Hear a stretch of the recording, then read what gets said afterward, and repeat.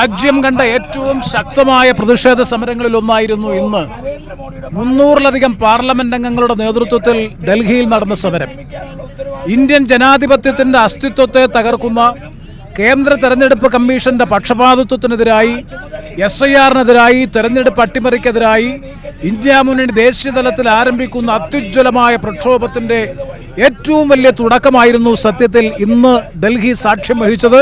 തീർച്ചയായിട്ടും ഈ വിഷയം കൂടുതൽ കരുത്തോടെ, ശക്തിയോടെ ദേശീയ തലത്തിൽ മുന്നോട്ട് കൊണ്ടുപോകാനാണ് ഇന്ത്യ മുന്നണി തീരുമാനിച്ചിട്ടുള്ളത്. ഫ്രാൻസിസ് ജോർജ് MP കൂടെയുണ്ട്. ഇപ്പോൾ പോലീസ് അറസ്റ്റ് ചെയ്ത് നീക്കുകയാണ്. ഈ സമരം തുടരുകയും വരും ദിവസങ്ങളിലും കൂടുതൽ ശക്തമാക്കാനല്ലേ? തീർച്ചയായിട്ടും. കാരണം ഇത് ഒരു വിട്ടുവീഴ്ച ചെയ്യാൻ പറ്റുന്ന ഒരു വിഷയമല്ല. കാരണം രാജ്യത്തിന്റെ ഭാവിയുടെ പ്രശ്നം, ജനാധിപത്യ ഭാവിയുടെ പ്രശ്നമാണ് ഇത്. വളരെ ആസൂത്രിതമായി ഈ രാജ്യത്ത് ജനാധിപത്യം, സ്വതന്ത്രമായി തെരഞ്ഞെടുപ്പ് അവസാനിപ്പിക്കാനുള്ള ഗൂഢനീക്കമാണ്. അതിന് ഇലക്ഷൻ കമ്മീഷൻ ഒരു കാരണവശാലും കൂട്ടുനിൽക്കാൻ പാടില്ല. ഒരു വിട്ടുവീഴ്ചയില്ലാത്ത സമരം, ശക്തമായ സമരം പാർലമെന്റിനകത്തും പുറത്തുണ്ടാകും. എങ്ങനെയാണ് ഈ പ്രതിഷേധം? ഇനി ഇപ്പോൾ പോലീസ് അറസ്റ്റ് ചെയ്യുകയാണ്.